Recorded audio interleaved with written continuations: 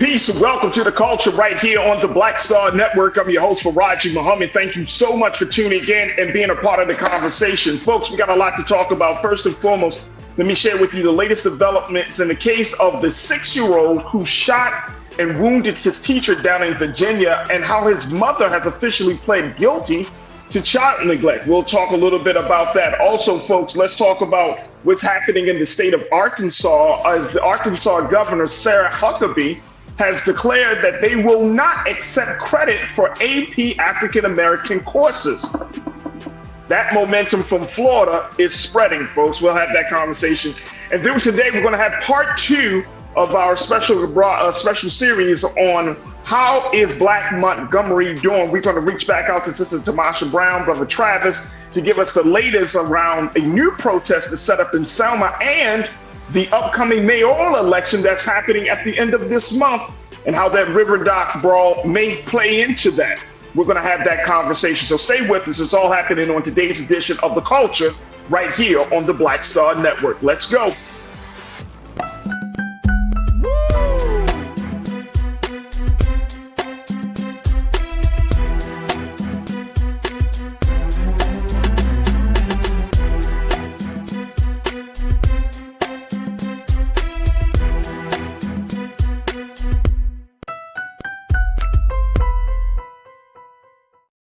All right, folks, welcome to The Culture here on the Black Star Network. I'm your host, Farajii Muhammad. Thank you so much for tuning in and being a part of the conversation. Big shout out to all of you who are tuned in as we're streaming live on many different platforms, including our very own homepage, blackstarnetwork.com. Make sure y'all do your due diligence to support us there on blackstarnetwork.com. Download the app for free. Follow us on social media. And of course, stay tuned to the dynamic programming that we got on the network. So we're streaming there. We're also streaming on Amazon News right there on your Roku television, 24 hours a day, 7 days a week. You can check out Black Star Network. Just let Alexa know that you want to see some great conversations and some dynamic programming from Black Star. So we appreciate that. And of course, we are streaming on Facebook and of course on YouTube under Roland Martin's YouTube page. And that's where you can jump in the chat, folks. Join us today as you can become a member of the Culture Crew. And we would love to hear what you got to say as we have these conversations today. And we want to hear your thoughts, you share your questions, all of that. And of course, you're going to be welcomed by a number of folks all across this country and around the world who have tuned in. And big shout out to my online Culture Crew. I see folks are checking in right now. Deidre, hey, Culture Crew. Good to see you. Joe, Joseph, Jude, Michaud. Thank you so much, Joe Joseph, for checking in. We truly appreciate it. My sister, McCole Spicer. McCole said, hey, everybody. Hey, McCole, how you feeling? There we go. Bosa Blick, thank you so much for checking in. Yep, Trump is indicted for the 4th time. We're going to talk about that later because we got to process all that stuff 4 times. And that man ain't even do jail yet. Yeah, so boys and Blick, trust me, we're going to touch on that. Cindy D, good to see you. Happy, hello, Cindy, good to connect with you. Naja Kennan, Naja, thank you so much for checking in. La Kelly, thank you, I see you. Thank you so much. Karen Connor, my sister. Karen, thank you so much. We got to reconnect, Karen. We got to talk about some things. Robin Welch, thank you so much, my sis. Hello, Culture family. Hello, Robin Welch. Nicole Smith. Nicole, thank you so much for checking in. My big brother, Willie Frazier. Peace, brother Willie. Good to connect with you. And we got a new fan to the Bring the Funk fan club, Philip Moore. Welcome, Philip. Welcome to the culture. Welcome to the Culture Crew. Thank you for your support. Keenan, let's give him a little something for Philip's donation to being a part of the Bring the Funk fan club. Can we give it a little something? There we go. There we go. Welcome, Philip. You're rocking with the best. Absolutely, absolutely. Tiana, thank you so much for checking in. My brother Robert Shields. Hello, good people. What it do, brother Farajii? It's doing everything, brother Robert. Now that you're joining us in the chat, always good to connect with you. D. Martin checking in from all the way from Florida. D, thank you so much. I truly appreciate it. My sister, Pretty Brown Mimi 726. Happy Tuesday, Mimi. Yes. She checks in. Happy Tuesday for Raji and Culture Crew. Look, folks, make sure y'all join the conversation, the fun, the discussions, everything right there again on Roland Martin's YouTube page. And then we would love to hear and connect with you. All right, folks, let's jump into this first story because This certainly got my attention, and I hope it gets yours as well, as we're talking about the mother of the 6-year-old Virginia student. Y'all remember the 6-year-old who, first grade, 6 years old, went into the classroom, ended up shooting his first grade teacher. The blessing is she survived the shooting. And now it's coming to light that Deja Taylor, his mother of the 6-year-old, and this, y'all remember, this situation happened back in January. She has officially pleaded guilty to a charge of felony child neglect. And that was earlier today, folks. Felony child neglect. Let me share with you the latest from CNN on this report as they talk about what's going to be her fate. Because y'all remember that when that shooting happened back in January, it was in the midst of shootings all across the country. And it really highlighted the need for us to have discussions around gun control, gun safety, gun reform, and all of that. And so we see the situation. But look, I'm going to be surprised. I'm going to lay it out. I'm just as surprised as I'm surprised. I'm shocked that it came to this point that she pleaded guilty to felony child neglect. Take a look at what CNN reported on this situation. I'd love to get your take on it, folks. Again, this is Deja Taylor. That's the mother right there. The mother of the Virginia 6-year-old who shot his first grade teacher back in January. She pleaded guilty to a charge of felony child neglect.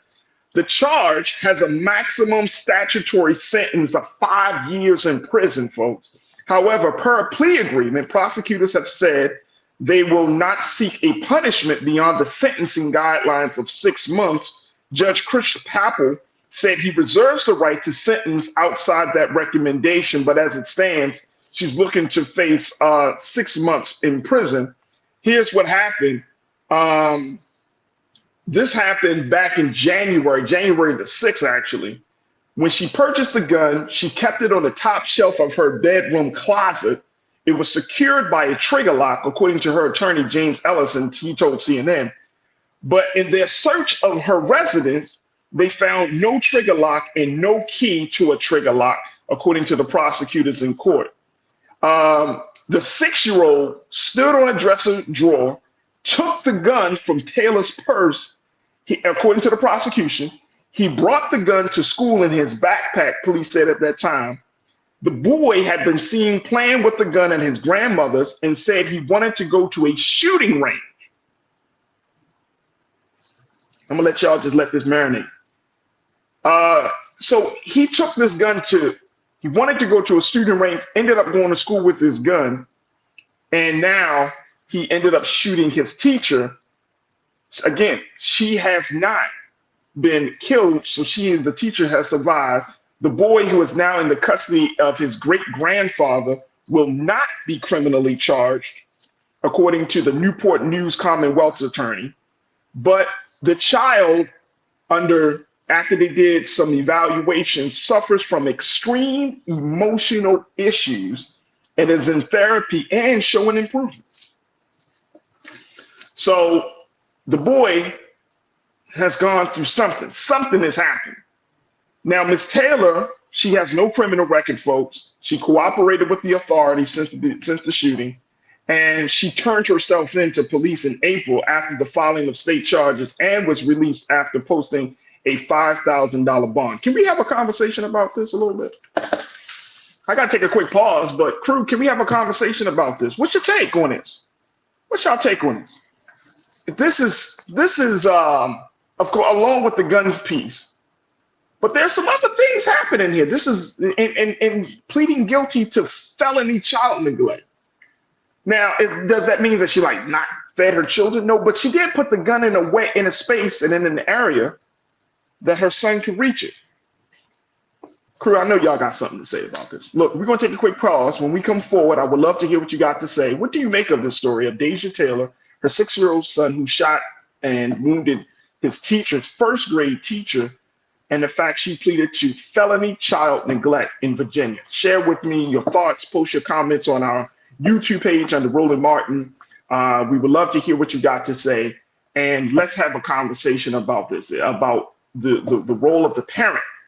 That's the big conversation I want to have. It's like the role of the parent in this situation. How do we improve this? How does we make sure that this doesn't happen? And more importantly, folks, it's like, a child having access to a gun. If you are a gun owner, I would love to hear from you. What are some of the precautions that you take in owning your gun if you have children in your home? Let's have the conversation. Look, stay with us. We got a lot to get to in this first hour of the culture right here on the Black Star Network. We'll be right back.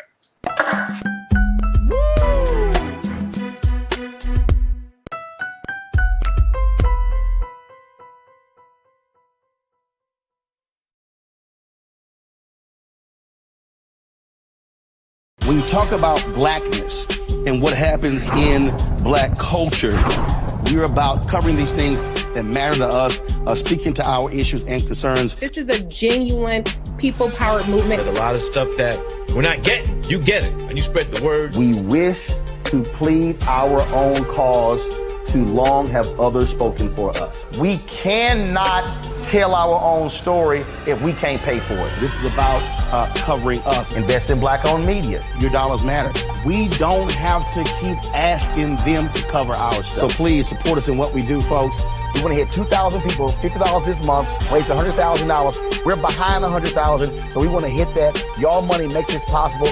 Check some money orders. Go to P.O. Box 57196, Washington, D.C. 20037-0196. The Cash App is $RM Unfiltered. PayPal is R Martin Unfiltered. Venmo is RM Unfiltered. Zelle is Roland at RolandSMartin.com.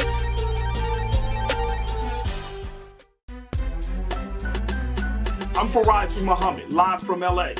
And this is The Culture. The Culture is a two-way conversation. You and me. We talk about the stories, politics, the good, the bad, and the downright ugly. So join our community every day at 3 p.m. Eastern and let your voice be heard. Hey, we're all in this together. So let's talk about it and see what kind of trouble we can get into. It's The Culture, weekdays at 3, only on the Black Star Network.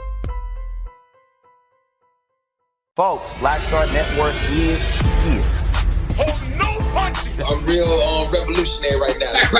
Support this man, Black Media. He makes sure that our stories are told. Thank you for being the voice of Black America, Roland. Stay black. I love y'all. All momentum we have now, we have to keep this going. The video looks phenomenal. See, this difference between Black Star Network and black-owned media and something like CNN. You can't be black-owned media and be scared. It's time to be smart. Bring your eyeballs home. You dig?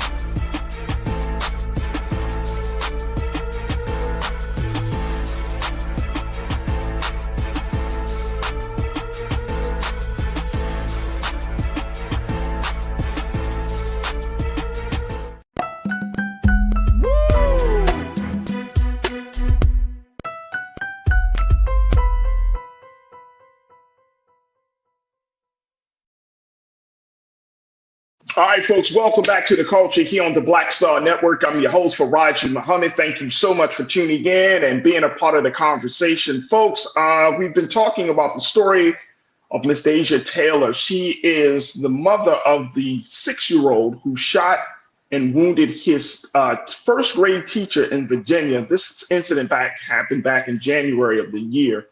And she has officially pled guilty to child neglect as she left her purse with the gun inside in a place that was easily accessible to her 6-year-old, who is now under the custody or in the care rather of his great grandfather, but has suffered or has been suffering some extreme emotional distress, emotional issues.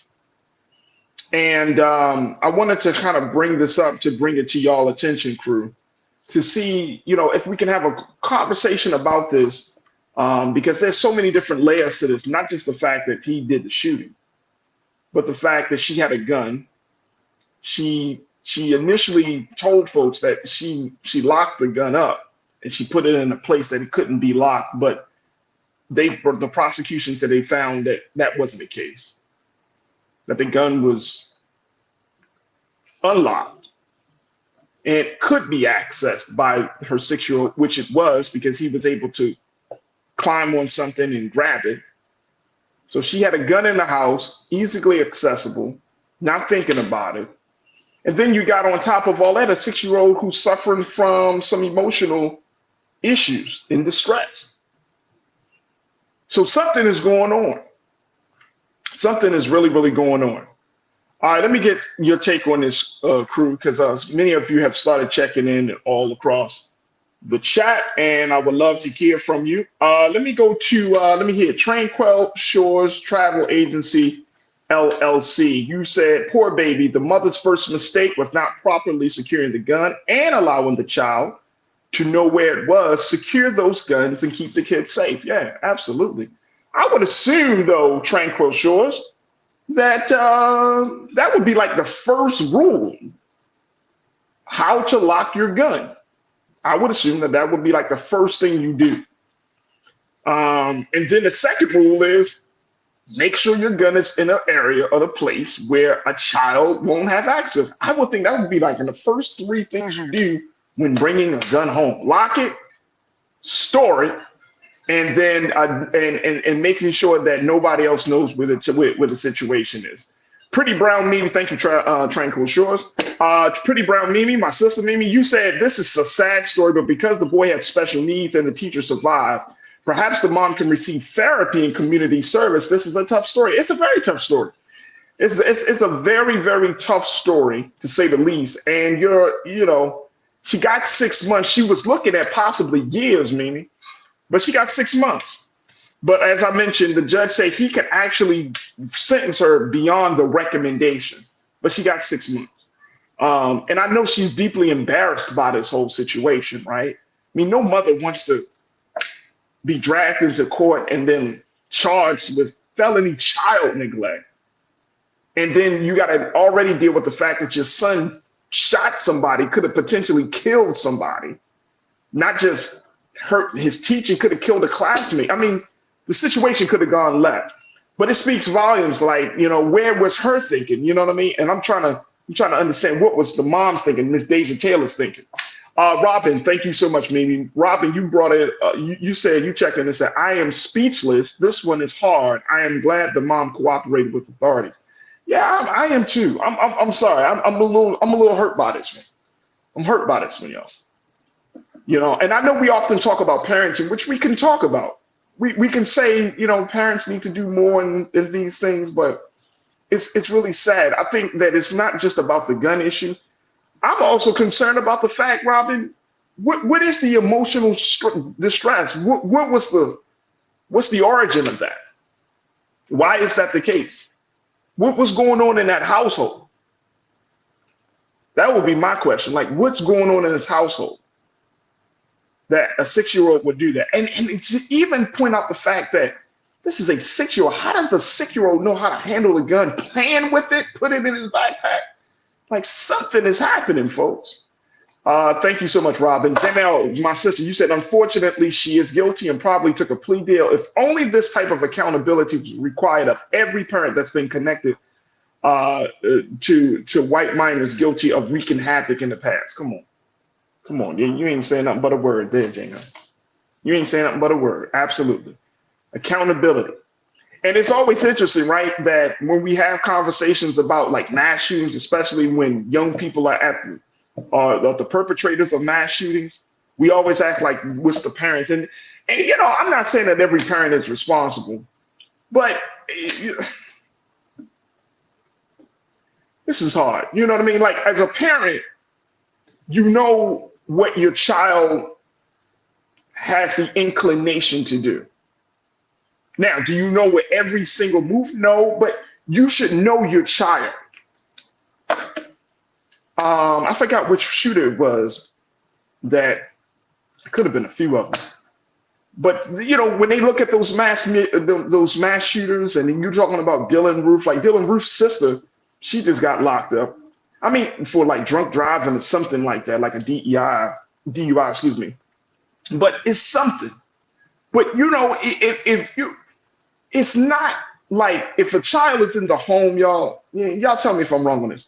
If the child is in the home with you, you mean to tell me you don't know what the child's emotional state of mind is? I mean, the child is there with you. wake up to you, go to sleep to you. And you mean to tell me you don't know where your son's head is at, your daughter's head is at? I mean, you work that much. I can't believe it. I just don't believe it. Like, I don't think it happens. Like, it doesn't happen in a vacuum. There's stuff that is added to it. Cindy, you say, I feel sorry for the child. She didn't protect him enough. She lied about protecting the gun. You can't be that careless with guns. She owned up to her failings, which was good of her to do. I mean, yeah, she did own up to it, but why did she need the gun? That's another big question, right? Like, why are you carrying a gun? Now, you might say, well, she just wants it for protection. She just wants it. Okay. Was she a previous gun owner? Is she a new gun owner? I don't know. But something is happening. Good point, Cindy. Thank you so much for checking in. Gladia Love, you checking in? Gladia, thank you so much for joining the chat. You said guns are not toys. This is why I never brought my children toy guns to play with outside. No water guns, no cap guns, no BB guns, no kind of guns whatsoever. Gladia Love, you sound exactly like my mother. My mother went so hard in making sure that we do not get familiar with guns. And this is a true story, folks. She would buy the little army men, the little green army men, and literally cut out the guns from the army man, put them back in the bag, and say, now you can play with them. That's how hard my mother went about making sure that we don't get too familiar with guns and start liking it and start shooting it. Now, we had water guns, you know, but she gave us like them super soakers, the ones that don't look nothing like a gun. I remember we tried to get the little cool, you know, the little plastic orange gun. Boy, she lit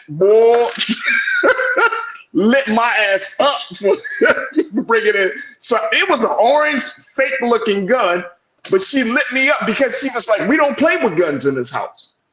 No types of guns. And you can have a water gun, a big super soaker gun, nothing. But you don't come in here looking for nothing. So my mother was the same exact way. And I pass that on to my children. Don't play with guns. We don't play with guns. We don't handle. No. She did not want us to get familiar with that. Thank you so much, Gladia Love. Lori Parks, you checked in and said, Smith & Wesson, different calibers, pink and purple. There are locks on both of them. Keep them in a gun case hidden away. Carry one on me during the day and at night for safety. I hear you, Lori. I hear you. I hear you. So let's talk a little bit about the parenting thing, though. That's the big part. Let's talk a little bit about the parenting thing. Vicky V, you checked in. You said the mom should not be locked up because it will not benefit anybody. Instead, she should receive community work and training on how to be a mom, and the little boy should receive counseling. I like that. I like that. I get it. Like, I don't know if she has other children or not. But if she gets taken, obviously the son is not in her custody anymore, but if she gets taken away, does that disrupt the family more? Now, she's probably feeling terrible about what happened back in January, the shooting of the child or the teacher. And then she owned up to this situation here to a degree, right? She finally came forward and said, all right, I need to be honest with myself and with y'all. So is that enough? You said, Vicky V, you said, you know, she should do some community work and train on how to be a mom.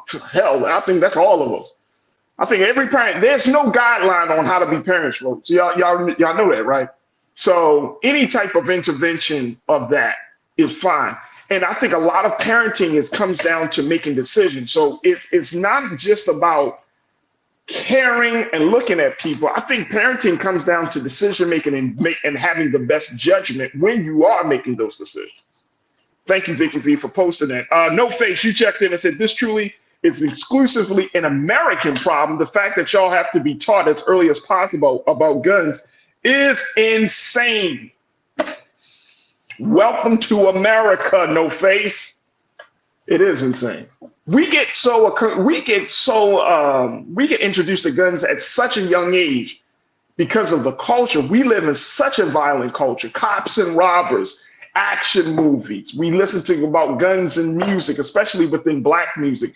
We get familiar with this stuff so early on that it takes away from the childhood. It's hard to kind of run away from it, especially in the Black community. Our culture our entertainment is predicated on violence, especially violence to each other. So you're right. It's absolutely insane. Thank you, No Face, for checking in. Let me see who else I got here. Who else we got here as we talk about this? Philip Moore, you said that's right, because kids can be nosy, so keep it locked and hidden. Philip, you're absolutely right. You are absolutely right. Thank you so much for checking in. My sister Karen Connor, you said responsible parents take protective measures to make sure children do not know there is a gun in the home. Her son could have killed her or someone else. There are serious problems in her household. Well, yeah, I think so. How do we make sure that we got like a minute left before we need to take our next pause, but how do we make sure that these type of stories don't continue to happen in our community, a part of the culture? Can we do that? Karen, can we do that? You know, do we talk about this stuff? Like maybe there needs to be a serious purge of values within our community, within Black America, where we're having a conversation about guns. Serious purge.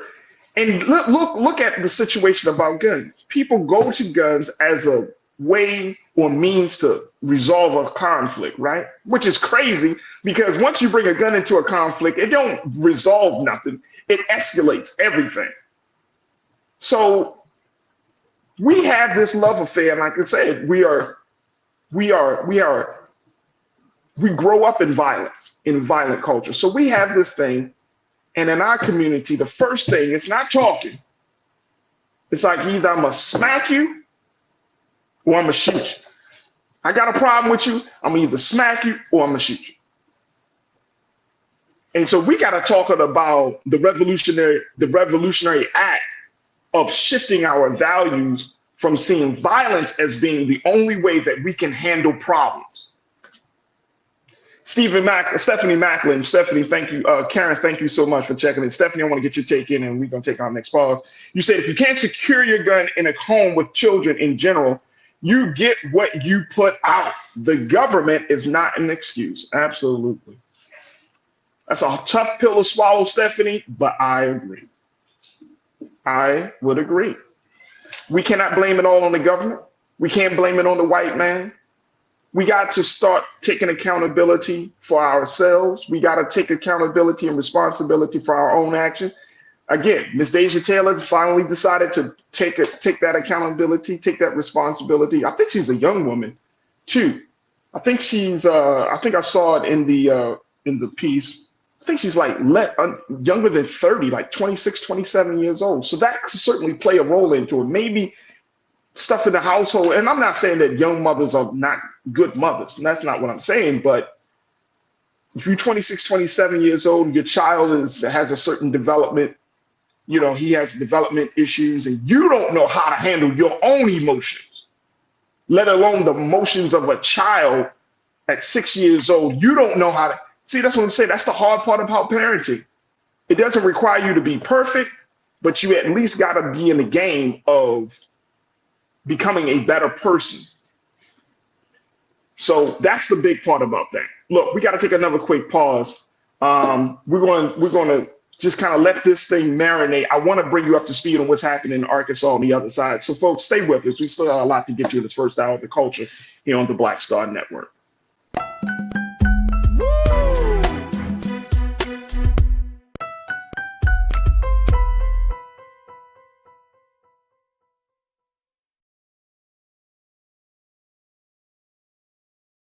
Folks, Black Star Network is here.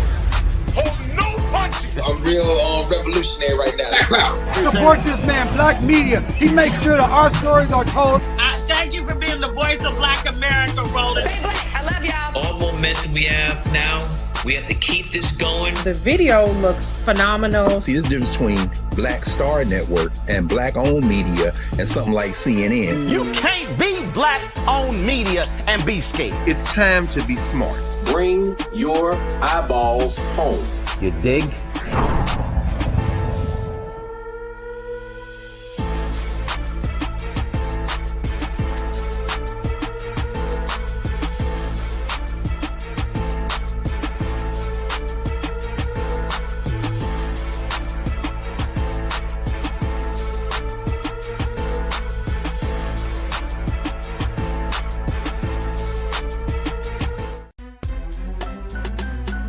Farajii Muhammad, live from LA. And this is The Culture. The Culture is a two-way conversation. You and me. We talk about the stories, politics, the good, the bad, and the downright ugly. So join our community every day at 3 p.m. Eastern and let your voice be heard. Hey, we're all in this together. So let's talk about it and see what kind of trouble we can get into. It's The Culture. Weekdays at 3, only on the Black Star Network. When you talk about blackness and what happens in black culture, we're about covering these things that matter to us, speaking to our issues and concerns. This is a genuine people-powered movement. There's a lot of stuff that we're not getting. You get it, and you spread the word. We wish to plead our own cause. Too long have others spoken for us. We cannot tell our own story if we can't pay for it. This is about covering us. Invest in black-owned media. Your dollars matter. We don't have to keep asking them to cover our stuff. So please support us in what we do, folks. We want to hit 2,000 people, $50 this month, raise $100,000. We're behind 100,000, so we want to hit that. Y'all money make this possible. Checks and money orders go to P.O. Box 57196, Washington, D.C. 20037-0196. The Cash App is $RM Unfiltered. PayPal is R Martin Unfiltered. Venmo is RM Unfiltered. Zelle is Roland at RolandSMartin.com.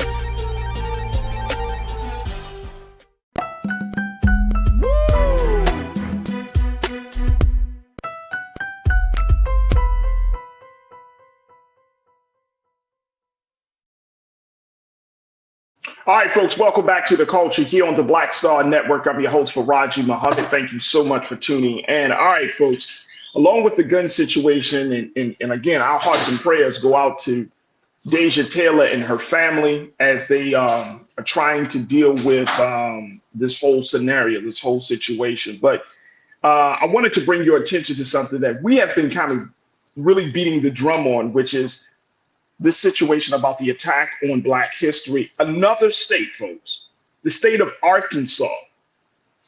Y'all know the state of Arkansas, the home of former President Bill Clinton. State of Arkansas, which is now under the leadership of a Trump supporter, Governor Sarah Huckabee.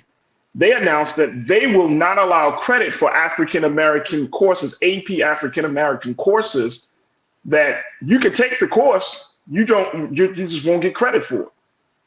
Another state.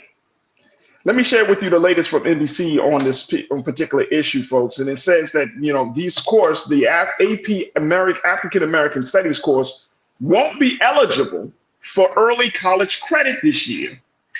According to Kimberly Mundell, the Education Department's communication director, confirmed. Teachers may offer the curriculum, but the class won't be weighted the same on students' grade point averages as other AP courses offered in the state. They reported this in the Arkansas Times.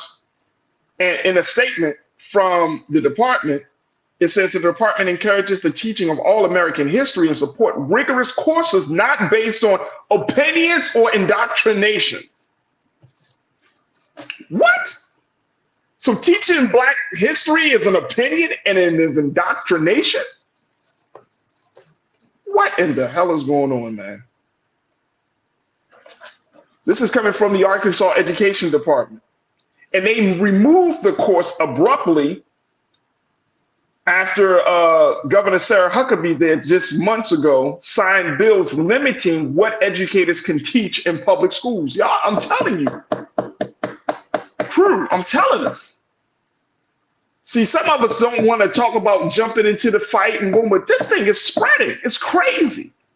Now, are there Black folks in Arkansas? Hell yeah. Do they need to learn their history? Hell yeah.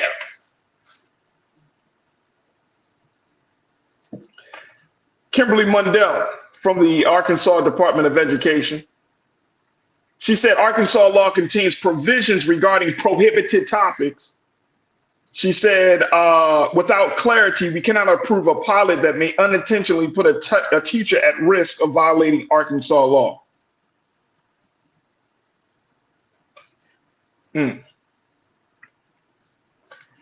According to Alexa Henning, who serves as the communication director for the governor's office, She said that that the class is not a history course, but she added that the pilot may not meet graduation requirements and does not comply with the rules of the department's AP program like other vetted courses.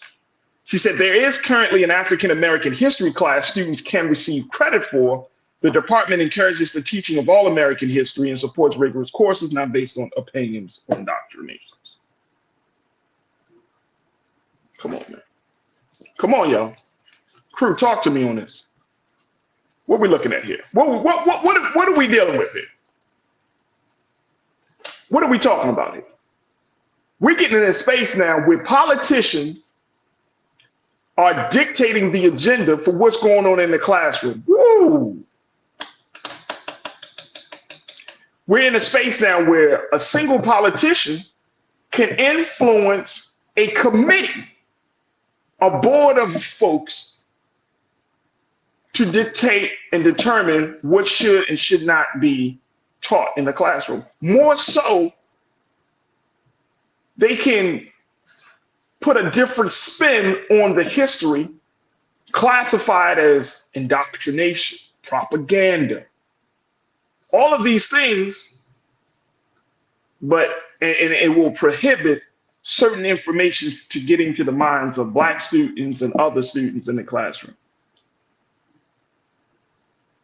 Is this not a worthy fight?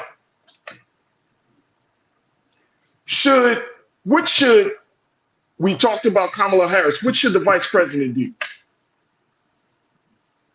Madam Vice President, are you going to make a trip to Arkansas? See, this thing is spreading. We talked about Nebraska. We know Florida. We know Texas. So it's coming down along party lines. So with all of that, we're seeing this momentum building.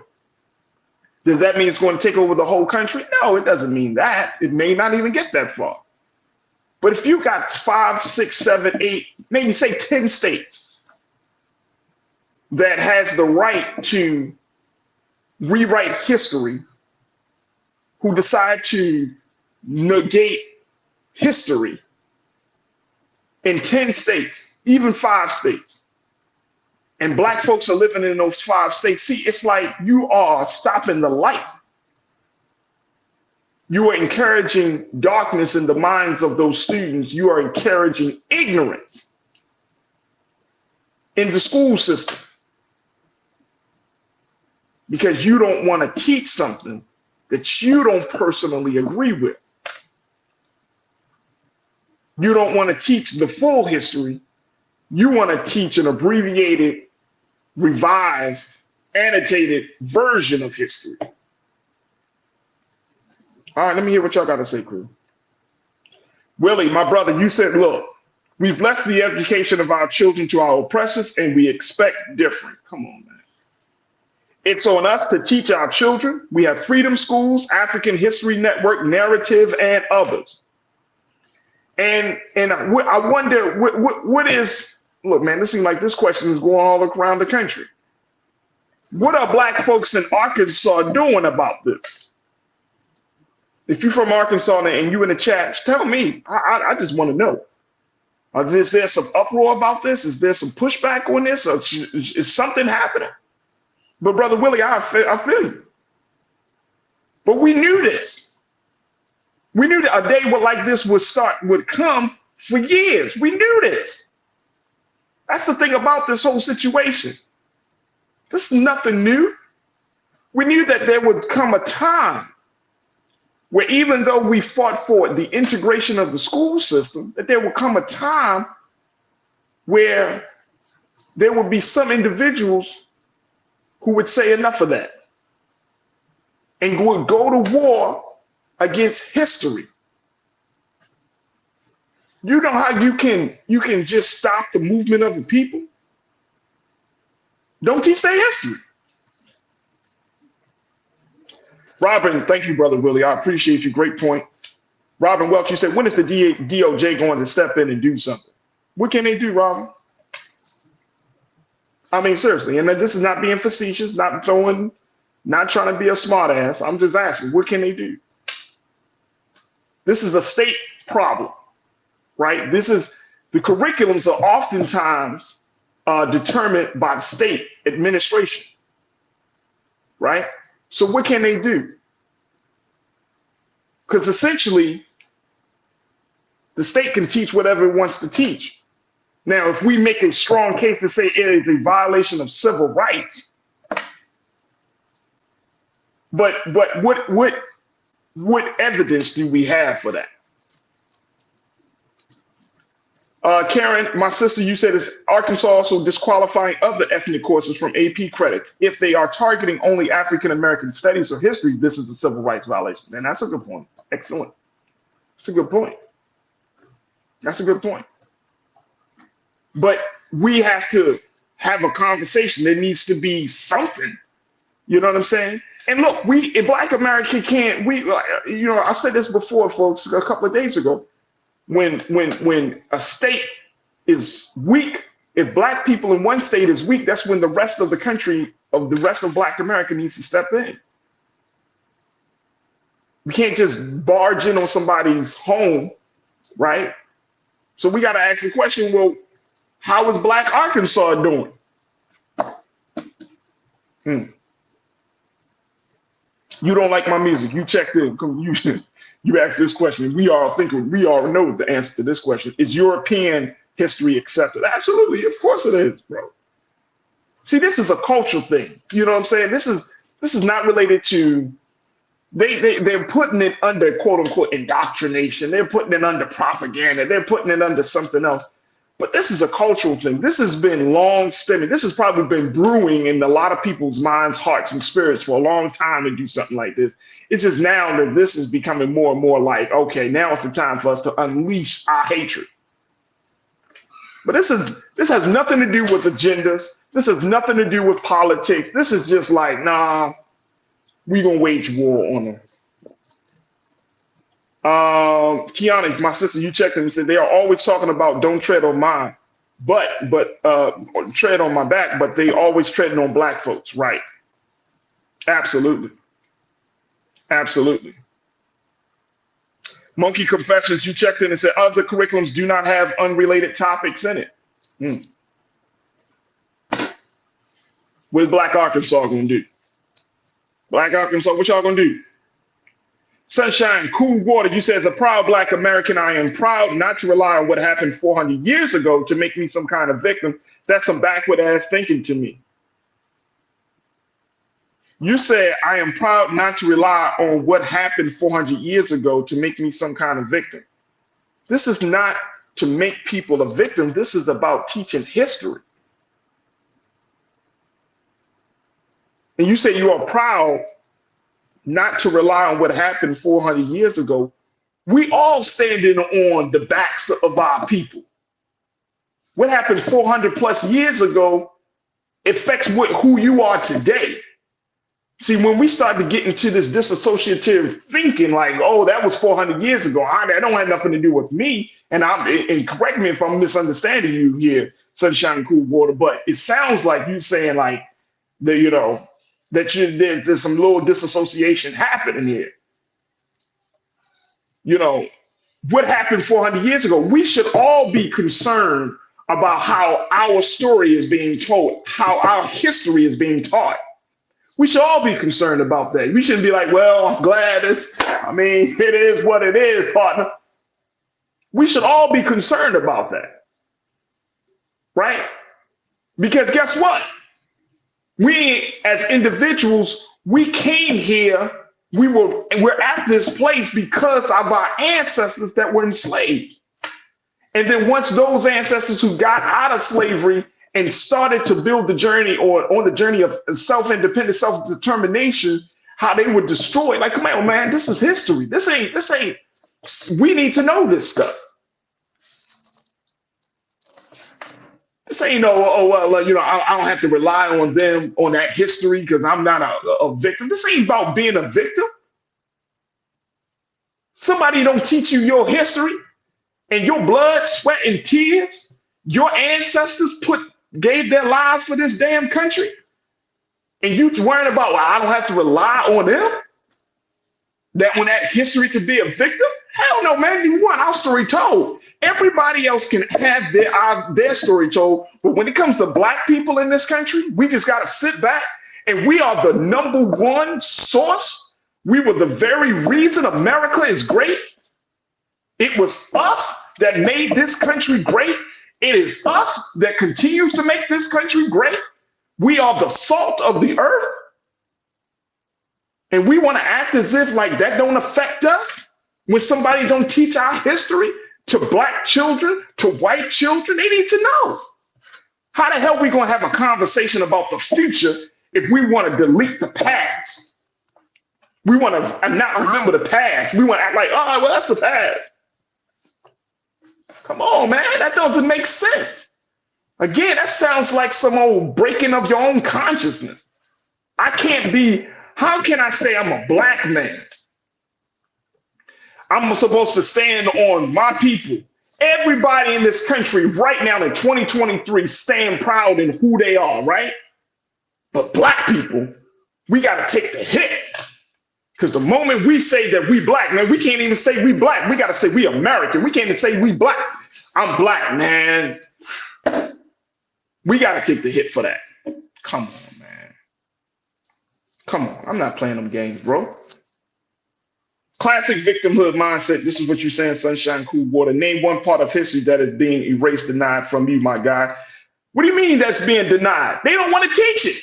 That's a denial right there. They don't want to teach it. Or the way they do teach it, maybe you didn't check out the show yesterday, they teaching it and they using our figures like Frederick Douglass and others to try to create a different narrative about what really happened to our people.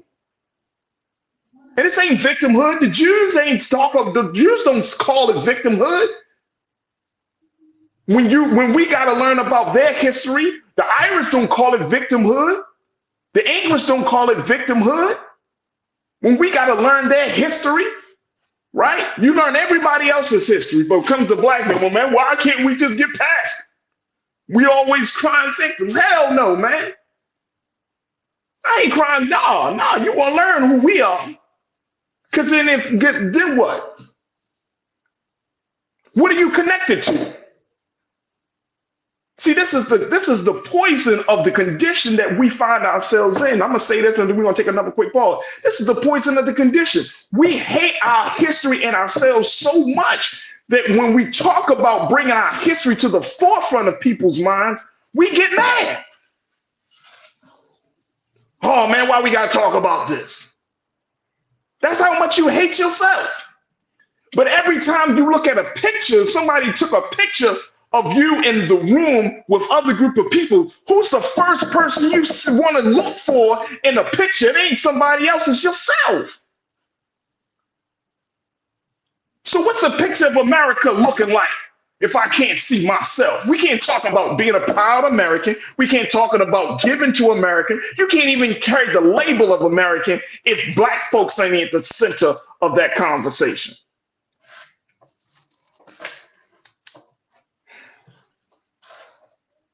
And then, as you said, you don't like my music.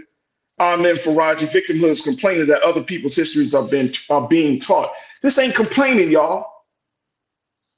Let's stop and see. This is that twisted thinking. This is the spin.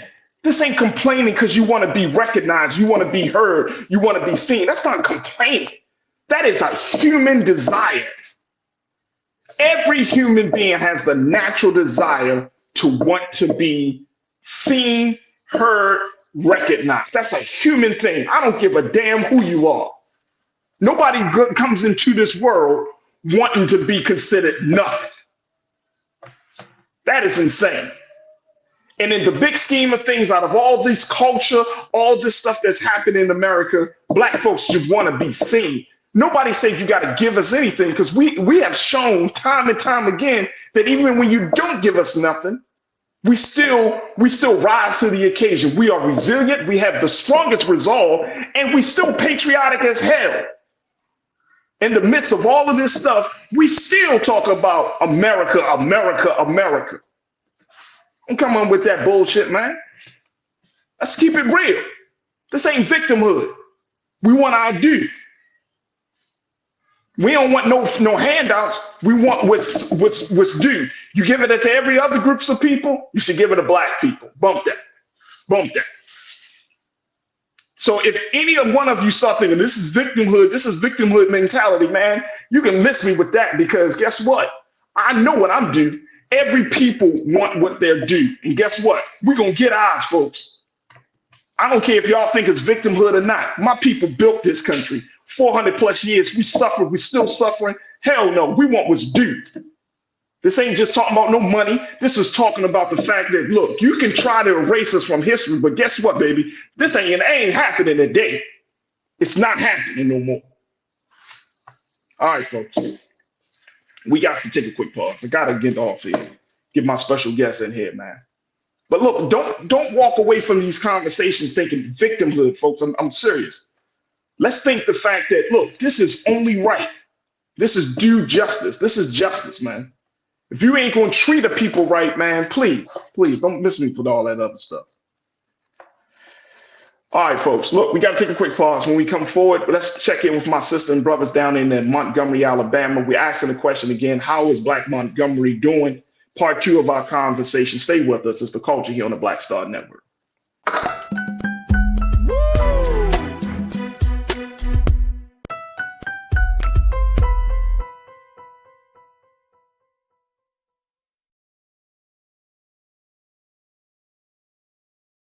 Hatred on the streets, a horrific scene, a white nationalist rally that descended into deadly violence. White people are losing their damn minds. As an angry pro-Trump mob storms the U.S. Capitol, we're about to see the rise of what I call white minority resistance. We have seen white folks in this country who simply cannot tolerate black folks voting. I think what we're seeing is the inevitable result of violent denial. This is part of American history. Every time that people of color have made progress, whether real or symbolic, there has been what Carol Anderson at Emory University calls white rage as a backlash. This is the rise of the Proud Boys and the Boogaloo Boys. America, there's going to be more of this. Here's all the Proud Boys, guys. This country is getting increasingly racist in its behaviors and its attitudes because of the fear of white people. The fear that they're taking our jobs, they're taking our resources, they're taking our women. This is white fear.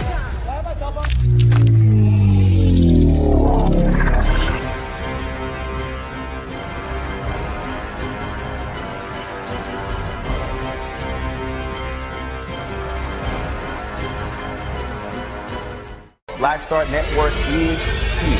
Oh, no punch! I'm real revolutionary right now. Thank you for being the voice of Black America. All momentum we have now, we have to keep this going. The video looks phenomenal. See, there's a difference between Black Star Network and black-owned media and something like CNN. You can't be black-owned media and be scared. It's time to be smart. Bring your eyeballs home. You dig?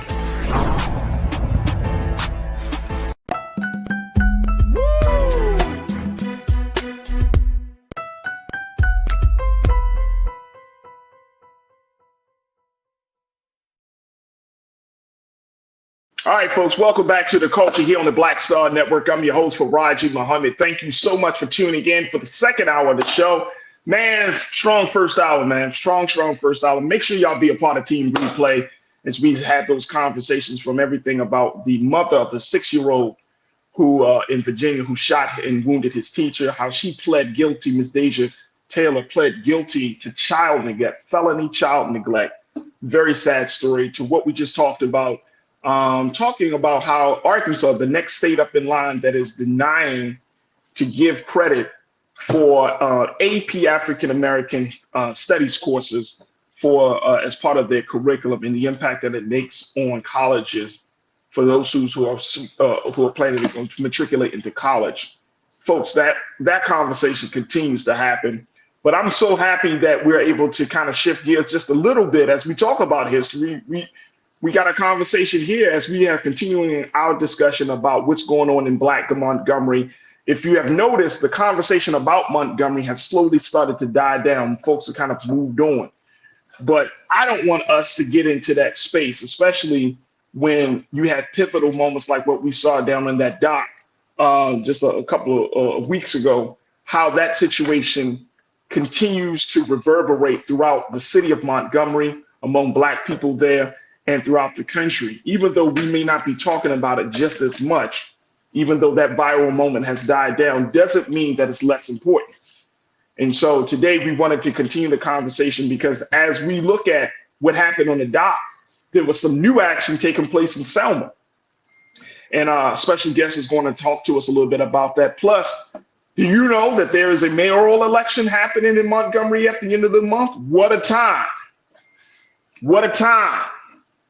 What a time to be Black in Montgomery, Alabama. So let me welcome back to the airways of the culture here on the Black Star Network, my sister Tamasha Brown, who is a veteran. She's an activist, and my brother Travis Jackson, another veteran, another activist. Tamasha, brother Travis, thank you again. How you feeling, Tamasha? Yes.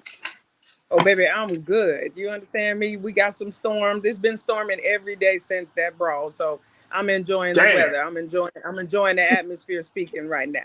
Oh, yeah. Boy, the ancestors are talking, brother Travis. The ancestors are talking. It's been storming every day since that brawl? Every day. Every day. People think it's Beyonce concert. I said, baby, she ain't swinging from Atlanta like this. This is coming from that river by the dock of the bay. This is coming from that river by the dock of the bay. I said, don't play. I said, this that Montgomery brawl. I was like, no. These guys been spinning since we've been swinging. So now. Damn, that's crazy. Hey, yo, crew, I want y'all to take that into consideration. If a place has been, because what's normally the weather like down in Montgomery at this time of year? Is it sunny? Is it like a rainy season? What's normal? What's the normal weather, brother Travis?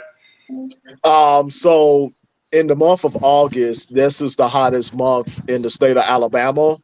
But however, this year, on the other hand, just like my fellow activist Tamasha just mentioned, this year it has rained a lot to the point where it's just like it's hot. Don't get me wrong, the heat index has been like insane. However, this year it's rained so much that the heat is tolerable. I am a firm believer that, you know, the weather is not a coincidence. I am a huge fan of climate change. I do believe that climate change does exist. And this is more, to me, like, in my opinion, this is more than just climate change. This is just the ancestors from the heavens saying that, yeah, we see what's going on. We watch over y'all, and y'all just continue to keep fighting. And we'll continue to do the same through Mother Nature. There it is. There it is. And I appreciate y'all talking about that. So let's jump right into this, Sister Tamasha and Brother Travis. And first and foremost, it has been about a good week and a half since that brawl. When we had you on last week about this, we were kind of still like in the mix of things. Has anything changed? And I'm gonna start with you on this, Brother Travis, and Sister Tamasha, I want to get with you. Brother Travis, has anything changed from your vantage point in terms of how this thing continues to unfold? Was it a lightning moment that Black America saw, or does this still have some ripple effect to it? Honestly, I'm going to be real with you. I believe that it does have a ripple. Yeah, I believe that it does have a ripple effect to it. For example, you mentioned in the introduction for this show, Selma. A week later, we decided, well, I got invited to join a Black Voters Matter training. And yes, I did go down there for the training. Don't get me wrong, but I also knew that we were going to go down there later on that afternoon to protest in the late afternoon. Now, I didn't know that this location that we were protest at until I start putting two and two together and I start asking questions. There is this gas station in Selma that is actually owned by one of the people who was charged, one of the white people who was charged with assaulting, who was charged with assault at that riverfront. So the protests, yes, there was a protest, don't get me wrong, but there were two protests. So during the training, one of my fellow activists asked me, was I going to the protest? I said, yeah, later on this afternoon, absolutely. She was like, no, we're gonna do we're gonna give them what's called an appetizer. So I was like, okay, bet. I knew what that meant. So during the training, we left. And when we went to the first part of the like there was one, like I said, there was two protests. The first one we went to the gas station at 11 a.m. Now, while we're there, we were like, of course, the protest was nonviolent and it was peaceful. And the whole purpose was of that gas station was to show the people why, like to tell people why we were really there, and that the white owner was one of the people who assaulted, black people at that riverfront. Not to mention, I found out that the white owner, and this is from some citizens, concerned citizens at that, I did my little detective work and come to find out that the white owner was paying his co-workers, both black and white, $8 an hour. What? And as you know, yeah, $8 an hour, 8.00 per hour. So let me make sure I understand this, brother Travis. One of the guys that were involved in the brawl was he also owns a gas station in Selma. Absolutely, correct. And then while okay, hold on. I just want to make sure I'm understanding. So he owns this gas station in Selma. Once and then once y'all found out that he owned this gas station in Selma, y'all went to protest the gas station. Well, so there's some few details here, and I was waiting until Travis got there. So everything. So using Travis's time frame and timeline, that is exactly what happened. But here's the backdrop that led to everything boiling to the point to where we discovered the location of this gas station. So when they let the people go and they didn't arrest them, it created an environment where people was going on Facebook trying to find out who these people were and where they were.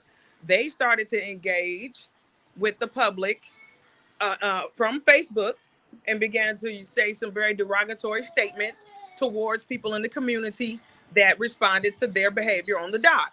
It continued to go on to the point to where it escalated with screenshots and pictures.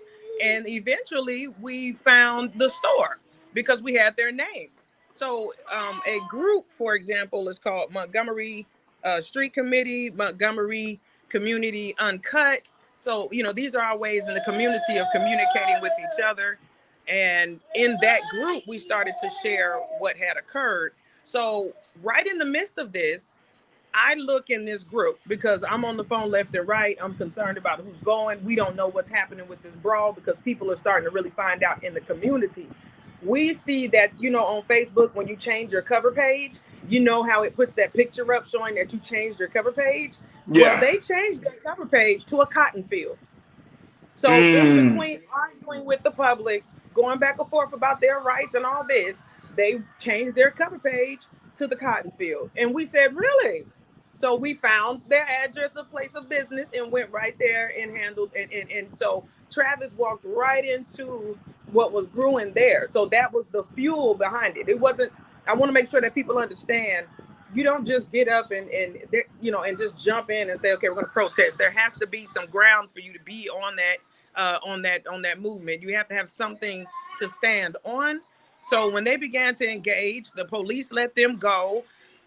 We had no idea that they were from Selma. We didn't know that they had that there, but the more they incited. So in a way, they incited that protest, my opinion, because they didn't have to engage on Facebook. But if they were arrested and detained there, like the other 13 individuals were, and were not allowed to engage on Facebook, then we wouldn't have had, most likely, we wouldn't have ended up at their store in that fashion. It would have been, it probably would have happened like now or something. But that's what put that in the air. So it's been a you know, a number of different things that have led to the protests and some. We got to take a quick pause. But Brother Travis and Tamasha, I want to know what has been the outcome of that protest in Selma, because now is there an effort by Black Montgomery to identify certain individuals that were involved in this brawl? Is that the effort? What is the larger goal here? So we're going to continue the conversation on the other side. Crew, I want you to jump into the discussion, share your questions, share your thoughts as we're talking to Brother Travis Jackson, to Tamasha Brown, and then we're asking the question once again: how is Black Montgomery doing? Folks, stay with us. The conversation continues on the other side here on The Culture on the Black Star Network.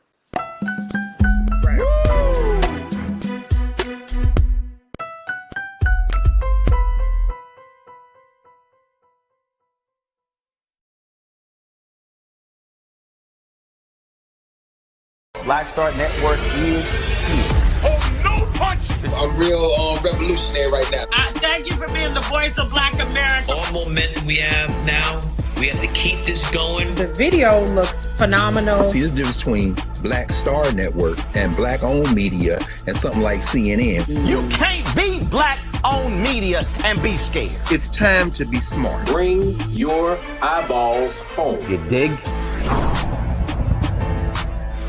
When you talk about blackness and what happens in Black culture, we're about covering these things that matter to us, speaking to our issues and concerns. This is a genuine people-powered movement. There's a lot of stuff that we're not getting. You get it, and you spread the word. We wish to plead our own cause.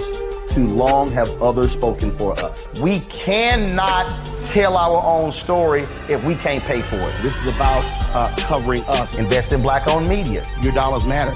We don't have to keep asking them to cover our stuff. So please support us in what we do, folks. We want to hit 2,000 people, $50 this month, raise $100,000. We're behind 100,000, so we want to hit that. Y'all money makes this possible. Checks and money orders go to P.O. Box 57196, Washington, D.C. 20037-0196. The Cash App is $RM Unfiltered. PayPal is R Martin Unfiltered. Venmo is RM Unfiltered.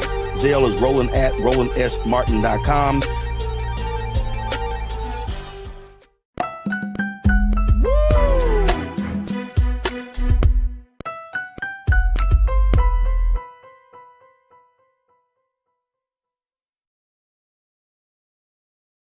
All right, folks, welcome back to The Culture here on the Black Star Network. We've been checking in with Sister Tamasha Brown, Brother Travis Jackson. These are two dynamic veterans and activists down in Black Montgomery, as they are giving us some of the latest details about what's happening on the ground. As we continue to pose the question, how is Black Montgomery doing in light of that fight and of that self-defense that we saw with so many Black folks in at the river dock?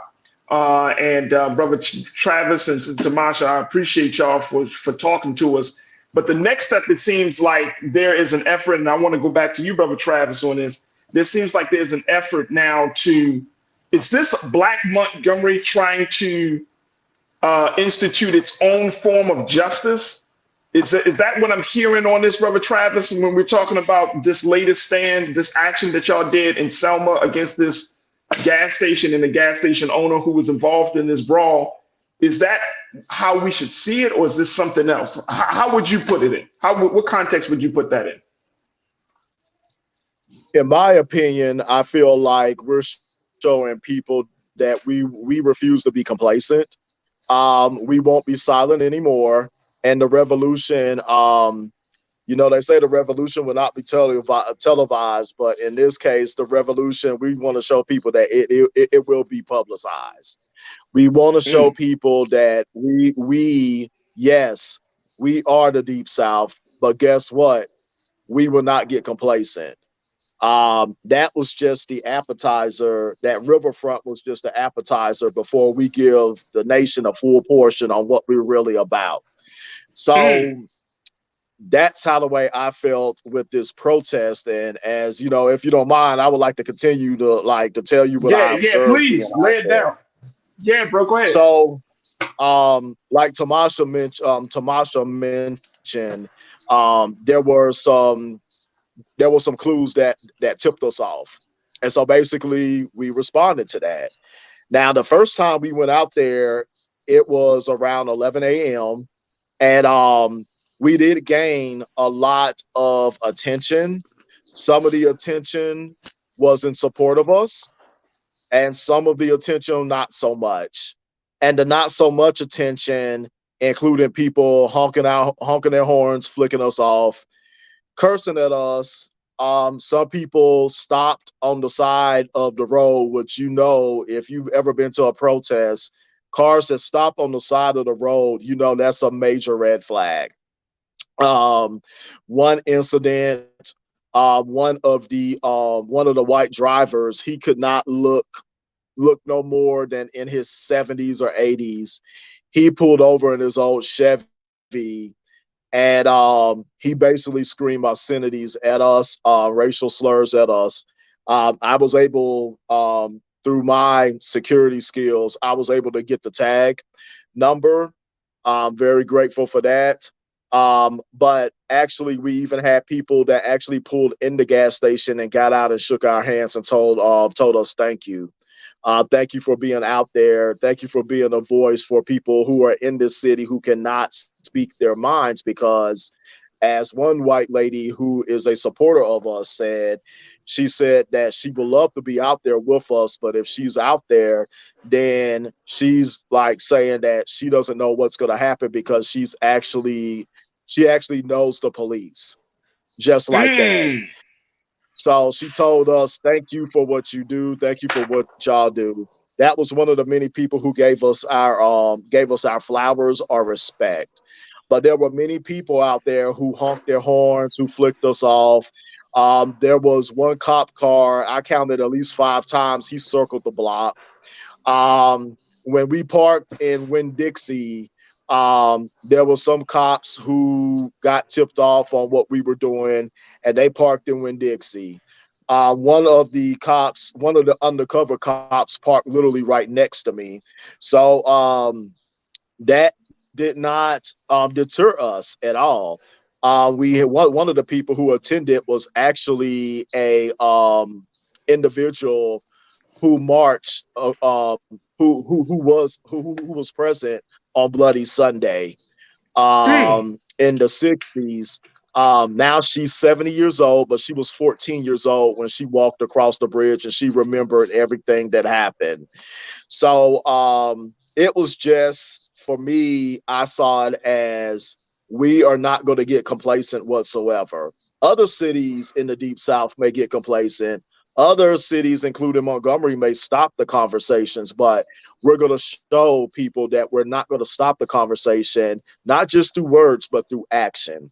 Therefore, that's why we non-violently protested at that gas station. And it got so bad to the point where there were some people who like kind of looked at us like, why are y'all protesting? But there were overall, it was it was nonviolent, but it was also peaceful at the same time. But we stood our ground. There was about a total of 20 people that morning. That afternoon, on the other hand, it went from 20 to nearly 30. And when we came back, let me tell you the effects of good trouble, necessary trouble.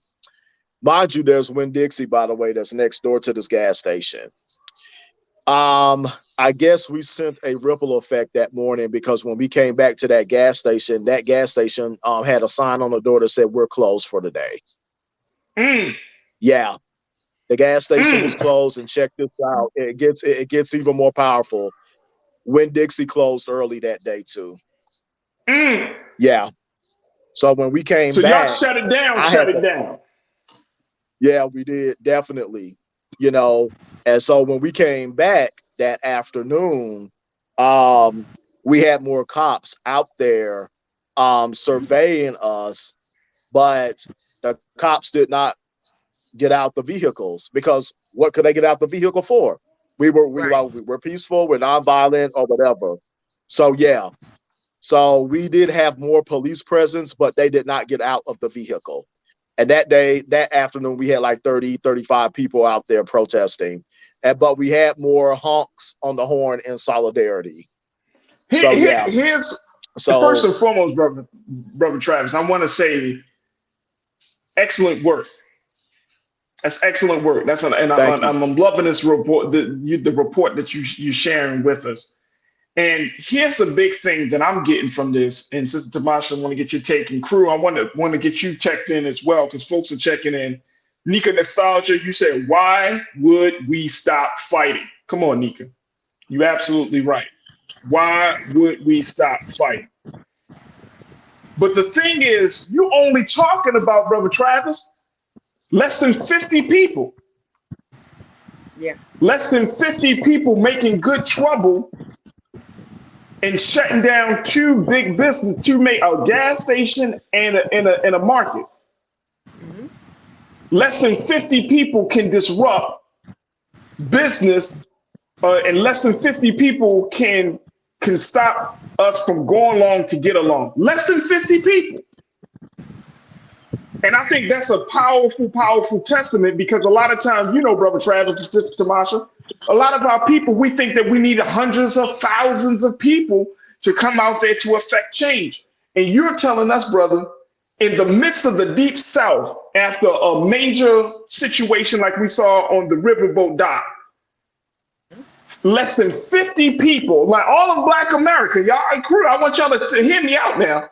All of Black America was talking about this. It wasn't hundreds of people that took it to the streets. Less than 50 people had the balls and the gall to do something, to take this thing to the next level, and y'all shut down the store. Y'all created some level of disruption in that space. Come on, brother. Hey, Keena, I wanted like a hand clap or something, man, because I think that's a powerful statement of what happens when we do something, and it's a small reminder of the unity. Just a small thing, man. It's not even like 35 people. Yeah. You should have had, man, come on. You should have had all of Black Montgomery out there. Come on, man. Listen. We should have had Black Montgomery out there. But y'all in Selma. Mm-hmm. Look, man, I never been to Selma. I never been to Montgomery. But I know from talking to Sister Tamasha and just a couple of other people, that's not an easy place to show and assert your Blackness. No, it's not. There's a lot that, I know we spoke about what's going on the ground. Now, considering that we are African, we have to consider the spiritual aspect. So right before, let me go ahead and confirm, yes, Trump did pop up in town. Now, a lot of people were wondering why that even happened. Why is that significant? You would have to understand your politics. Colorado wanted to open up a naval base, an air base. Alabama was promised this by Trump. Biden has come in and shut that down. So if you look at your most recent news in the past 30 days, you will see a lot of talk, because Biden has stopped that plan that Trump intended for Alabama to have that air base in Huntsville. So Alabama got pissed off, was talking this smack. Colorado was like, we grateful for the jobs, that we gonna keep it here because it's not gonna get built. So here comes Trump. Now, after he lands and he's here, it's real impromptu, no announcement. It was a wave that just hit. I stayed 15 minutes from the air base, so it was not announced. It literally hit the newspapers the moment he hit the ground. So I knew that he was coming here to console some of these top officials that were pissed off about this airplane. Now, the name of the sisters, there was a group, it's kind of Women of the Ritual, Women of the Ancestors. There's a group of 30 women. They went down and they did pray at that river 2 hours before this incident.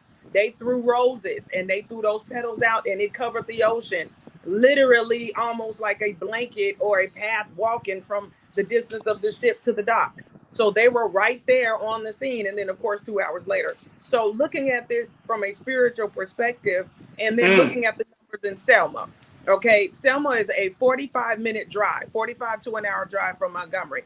So that explains some of the issue with the numbers. The bigger picture, though, and this is why when people say, what can we do? How can we keep momentum going? I said it before, I'm gonna say it again. We must open up our mouths. We are our own oracles. Most African tradition was passed down orally.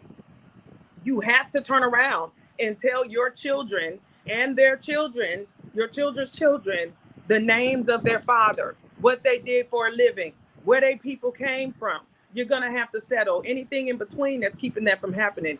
You're gonna have to dig into your history, find out what people have done. You're gonna have to talk about who went to jail and who didn't go to jail, who got that monkey on their back, ways that as a family, you guys can push somebody through. These are conversations that's gonna be hard to have because you're gonna have to talk about the fact that, yeah, it's cool that we got money because you the plug, but we can't move forward because that money is putting a price on all our head. It make our house hot.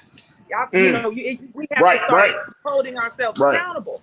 So now looking at Selma, why didn't we have 100 people? Some people IDs are expired. Some people don't want to deal with the police. So there's a lot of things that are hindering us that we have self-sabotaged ourselves with. I acknowledge that we have a white colonial power that is here, just like we have black power here. It would be dumb.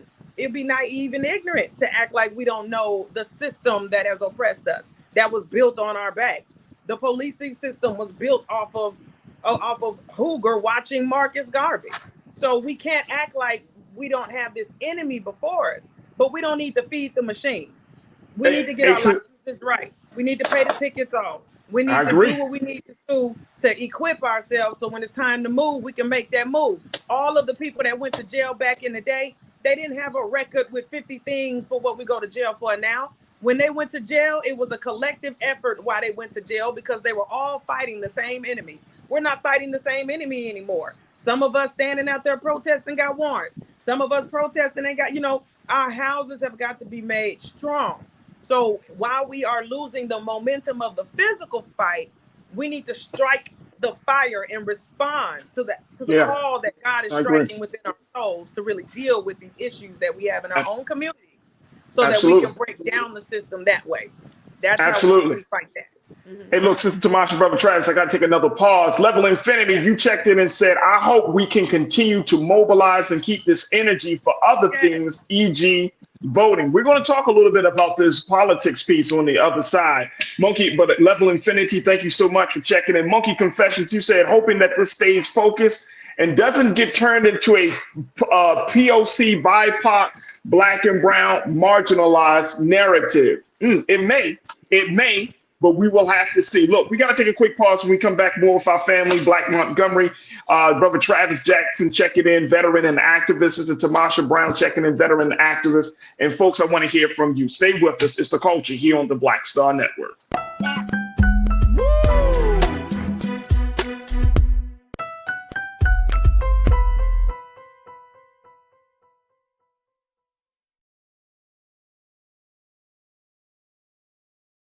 Hatred on the streets, a horrific scene, a white nationalist rally that descended into deadly violence.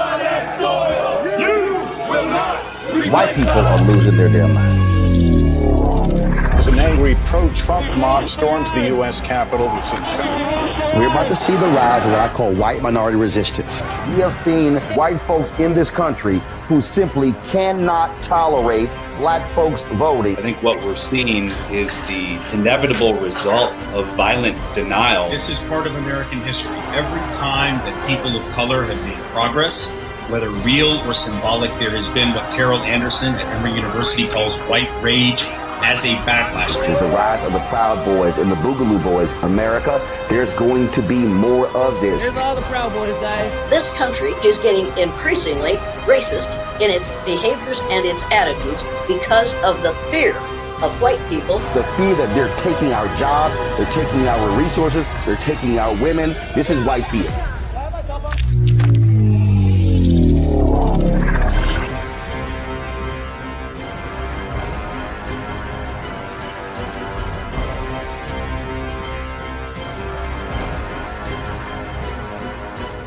Black Star Network is here. Oh, no punch! I'm real revolutionary right now. Thank you for being the voice of Black America. All momentum we have now, We have to keep this going. The video looks phenomenal. See, there's a difference between Black Star Network and Black-owned media and something like CNN. You can't be Black-owned media and be scared. It's time to be smart. Bring your eyeballs home. You dig?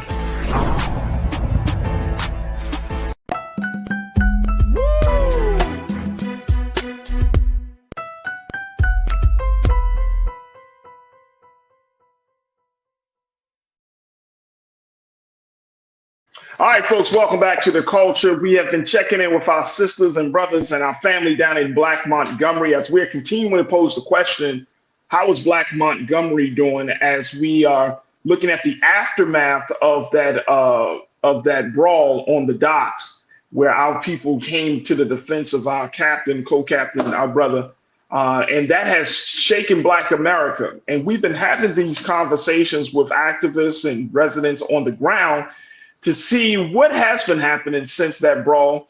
And the latest action has been shared from Brother Travis Jackson, that there was a major protest that took place at the gas station of one of the white men who was involved in that brawl. And that protest led to the gas station being shut down and the store next to it, the Winn-Dixie, being shut down. And it was just a handful of people, folks. Handful of our people, handful of residents, those who decided to make the travel from Montgomery to Selma. It was just a handful of concerned citizens, a handful of freedom fighters who said, you know what, enough is enough. And as Brother Travis been saying all throughout this time, we're not going to just stay quiet. We're not going to just stay laying down. We're going to get up and you're going to hear the roar from Black Montgomery. Let me bring my brother and sister back into the frame here. Brother Travis, when we talk about what's happening, the next step. So we saw that action in Montgomery. I'm wondering, how does that transfer to more action in Montgomery? I mean, we saw that happening in Selma, but how does that transfer to more action in Montgomery? Should we expect to see more brothers and sisters and activists like yourself, going to other businesses? What's the next step? For me, I feel like that for starters, like I said earlier, before the break, we just wanted to send a message to not just Montgomery, but throughout the Deep South, to let people know that we are like basically, fuck around and find out. You know what I mean? Just that right. Cool. And but for Black Montgomery, I'm a firm believer that there is going, especially now that and Tomas is going to touch on that too, about the mayor election. It is not just about the mayor election. It is about the presidential election coming up next year. I am a firm believer that there are going to be a lot of Black, Indigenous, and citizens of color in Montgomery that is going to feel inspired by some direct nonviolent action. I am a firm believer that the riverfront, like I said, yes, that was a revolution, but for me, I saw it as the appetizer to what's about to the full portion on what we're about to dig into. And I'm a firm believer that 2024 will be 2020 part 2, meaning that will be another racial reckoning. I'm not a prophet, but I'm calling it right now on this date of August 15th. I predict that 2024 is going to be a 2020 part 2. As you can tell, look at all the events that's going on right now, not just with the riverfront, but countless other issues across the state. Like, they're still trying to dilute the they're still trying to silence Black voters. I believe I'm a firm believer that with the riverfront, that's going to ripple, that sends a ripple effect towards the other issues that Black America or Black Montgomery faces, and that's like Black voters. So to answer your question in a nutshell, I believe that it will increase direct action. I believe that there will be some racial justice protests. I believe that they're going to basically, we're just gonna like Black Montgomery, in my opinion, now is gonna be alert more than ever, especially for the next 2 years. This is definitely off the record, but I can tell you that in the downtown area, we had a fountain which actually was a site where they conducted slave auctions back in the early 1900s. And now they took the old statue and they're going to not the statue, but the water fountain where the water comes out from. They took that apart and they're going to remodel it. And I think that right there is going to stir some. That's going to expose some white tears or white people being emotional about, like, a lot of white people, especially white supremacists, being emotional about, why would y'all support the remodeling of this and stuff like that? But it's it's time for the New South to rise, and I just feel like to answer your question, there's going to be a ripple effect of non-direct action, of non-violent direct action. And honestly, I'm looking forward to it. I'm looking forward to getting more educated, but I'm looking forward to that racial justice adrenaline rush. It's time for the New South to rise. And my man Vincent Morales checked in. He's one of our great culture crew members. He said, F them. If they got a problem with remodeling the place where our people were sold, so people can know for real, he said, F them. I'm right there with you, bro, Vincent. I'm right there with you. All right, so let's talk about the fact that this mayoral race is coming up. Mayor Stephen Reed, the first Black mayor of the city of Montgomery, Alabama. He was elected 4 years ago. He's up for election at the end of this month. How is Black Montgomery feeling about the mayor, Sister Tamasha? All right. Well, just kind of looking at the climate of everything, the timing of everything.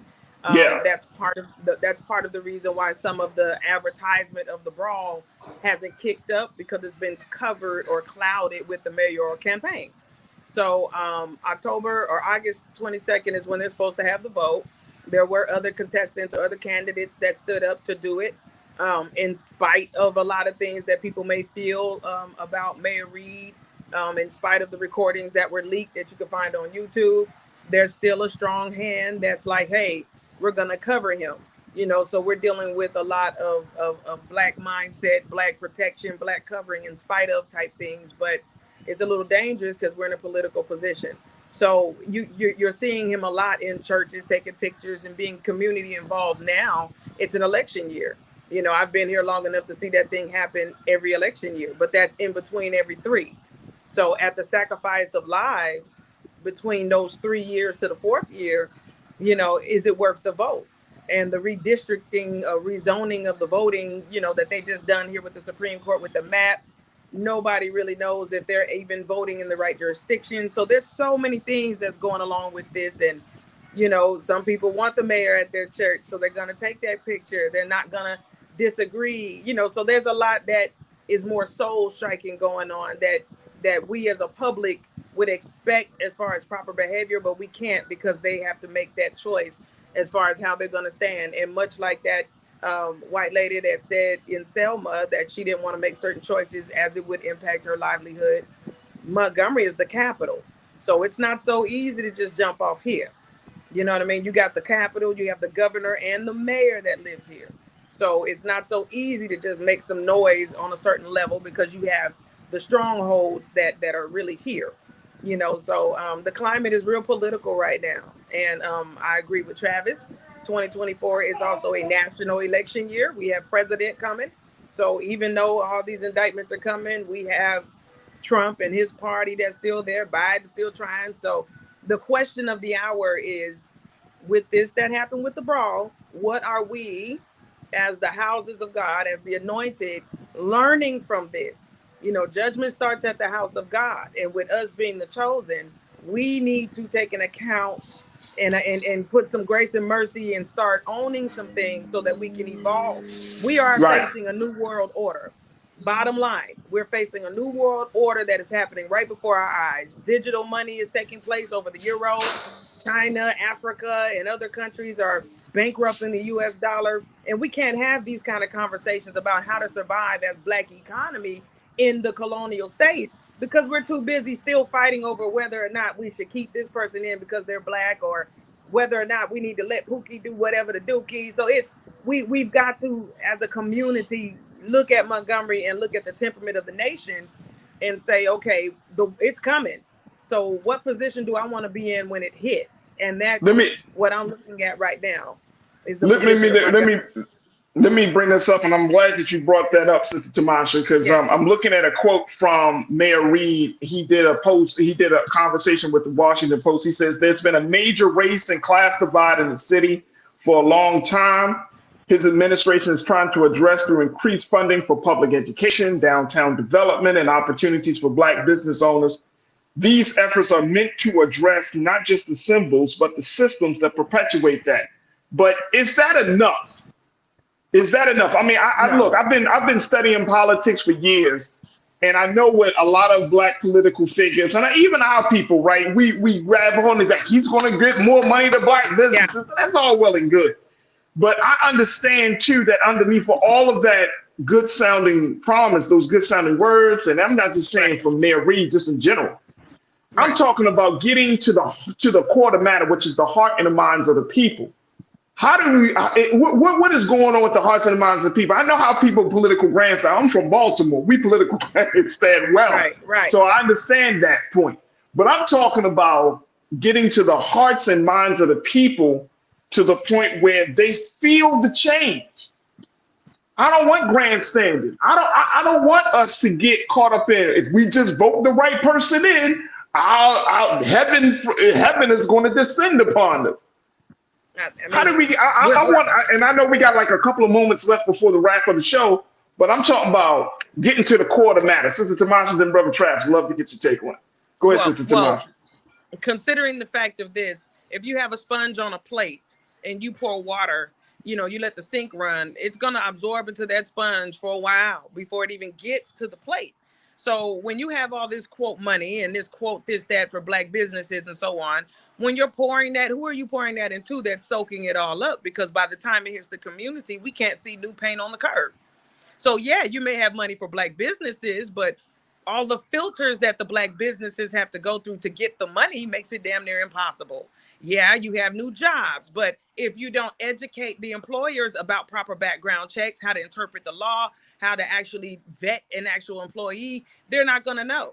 We cannot act like technology is not playing a part in our society. It doesn't matter if we're living in the boondocks of Alabama or if we're living on the west coast of Cali. A cell phone has brought the internet into that atmosphere. So it's not that person's fault that the city and the state are choosing to invest in 5G technology instead of actually invest in the community of the people where it can make a change. So when I see the schools change, instead of looking like prisons, when I see the curbs painted and some of these empty houses that these owners own, that these crackheads occupy, that they end up setting on fire, where little girls get snatched in and get raped. When we actually address this and put pressure on the realtors of these empty houses and say, hey, take the boards down, cut the yards, get your stuff right, or we're going to have to take the deed from you. Like we have to put pressure where we already have laws in existence instead of using those pressures to pressure the poor in the Black community and the Black and brown. So we're dealing with a system which is the new beast of our day versus the actual people of our day. And we have to accept that first before we go forward. So, I agree. I agree. And Brother Travis, we got a few moments left, but I'm trying to get out of the window dressing phase of this and get into the actual store. I want to get in between the racks. And you know what I'm saying? I'm trying to get all the way in. What's your take on this? Like, we know that the mayor's race can get very political. This situation that we saw down on the river dock has already become politicized. How did we take this momentum from what y'all did in Selma? And they just wrote about this piece down in the Washington Post. So it's from coast to coast.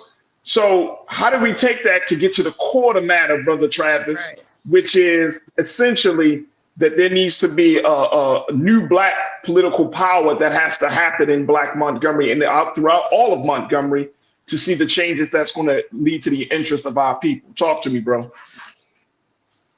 Well, you know, it's just like the great Nina Turner said, if you don't do politics, then politics will do you. I'm a firm believer in study to show thyself approved. I really, my thing is this, it goes back to the state of complacency. The same situation that happened when Biden went against Trump in 2020. A lot of people, and you know, and I'll admit, Black America as well, they said that if Biden gets elected, then that's, you know, that's going to solve all our problems. There were literally people thinking like that, and I kept trying to tell people at rallies, just because Biden is office doesn't mean a damn thing. That's right. You know, there's still going to be racism, sexism, misogyny, xenophobia, homophobia, transphobia, and all other types of hatred and bigotry. Any election, and I tell people this, any city, state, mayor, I don't care, any sort of political election, it's not going to solve a problem. It's not going to solve, you know, a damn thing. It's up to the people like us to solve problems. And I had a saying in the military, and I'll share this with you, and you can quote me on this too. The greatest solution to any problem is organization. You gotta have it. You know what I'm saying? If you don't have no organization, then you might as well say you don't have no wall to protect you from the storms that are going to come at you in society. You know, and then another thing too with these mayor elections, I've come to realize is, yes, they put up a good front, they talk the talk, but when they get into their office, their cool AC office, it's just like they don't walk their talk. So we're gonna have to apply pressure. It's just like, you know, it's just like a pimple. How are you gonna get rid of it if you do not apply pressure? If you don't apply the proper first aid, so that pulse can get out of that pimple and it can bring that skin back to life. So we're gonna have to apply some pressure. And some days that pressure is gonna feel uncomfortable.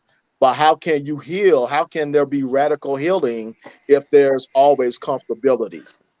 We're going to have to get comfortable, you know, and I think we are on the right path of being like radical healing. But one way we can do that is by telling these mayors, these like anybody that is running for some sort of political election, look, we got our eye on you. We will hold your feet to the fire. And when you talk about, you know, ending homelessness or ending drug abuse or ending gun violence, etc., okay, that's fine and dandy, but it's all about the policy. But also, your policies can't work if you don't. Your policies cannot work as long as those policies are crushing marginalized communities. Instead of politics, instead of party over people, there need to be people over the party. And until that happens, we will not see any sort of radical healing whatsoever. And we need to stop with the complacency, especially in civil rights cities like Montgomery.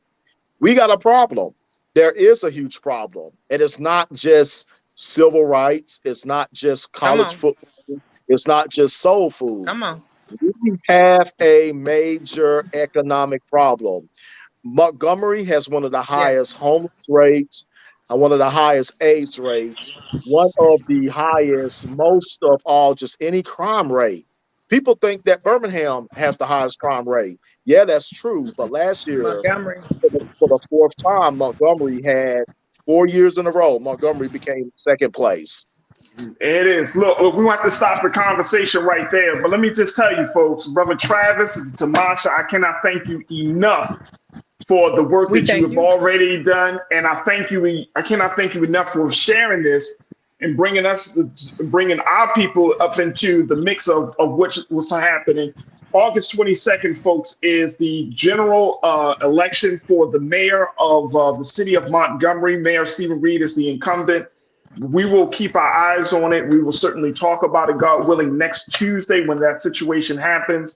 And more importantly, what's going to be the next step. I think that what we're seeing in Montgomery can be a model that can be used in any city across the country, especially when it comes to organizing. Y'all did not allow a day to go by where you just started to move and to organize and to continue to show that enough is enough. So I thank y'all so much for putting that effort in and inspiring Black America because even though we were cheering for you, we wasn't sure how Black Montgomery was going to respond. Y'all responding, and guess what? Y'all deserve a round of applause, and more importantly, our full support. So thank you, Brother Travis. To Marsha, thank you once again for being on the show. God willing, we'll reconnect with you soon. All right, family? Yes. All right. Thank you so much. Thank you. Thank you. Talk to you soon.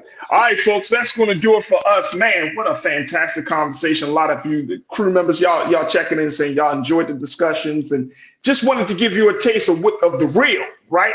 The realness of Black Montgomery. We will certainly keep our eyes on the mayor's race down there next week and certainly bring you up to speed on it. But this is going to be interesting, and we're going to have to expand the conversation because there are cities and states across this country that need a little spotlight, that need a little help, need a little jolt. And it's going to be our job here on the Culture and Black Star Network to bring you right into the mix. So big shout out to my family down in Black Montgomery holding it down like they're supposed to.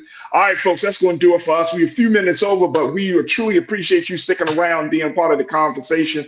Make sure you do your due diligence. If you enjoyed the conversation, if you like being a part of the Culture Crew, go to our website today at blackstarnetwork.com, blackstarnetwork.com, blackstarnetwork.com. Download the app for free. Follow us on social media, but please give something financially to help us continue this movement of bringing these type of conversations and stories to you the way we're doing it. So let's go to our beloved website at blackstarnetwork.com and show your support. All right. Big shout out to my production team, Shannon, Maddie, Chris, Joel, and my man King Keenan for making me look and sound so good. Stay tuned. Up next is my big brother Roland Martin. As always, never be afraid to challenge what's wrong, stand for what's right while being yourself in the process, God willing. We will talk tomorrow. Got my sister Suzette Speaks. We're going to talk about what happened in Georgia with the District Attorney Fannie Willis and so much more tomorrow on tomorrow's edition of The Culture, right here, exclusively here, only here on the Black Star Network. Thank y'all for tuning in. Talk to you soon. Peace.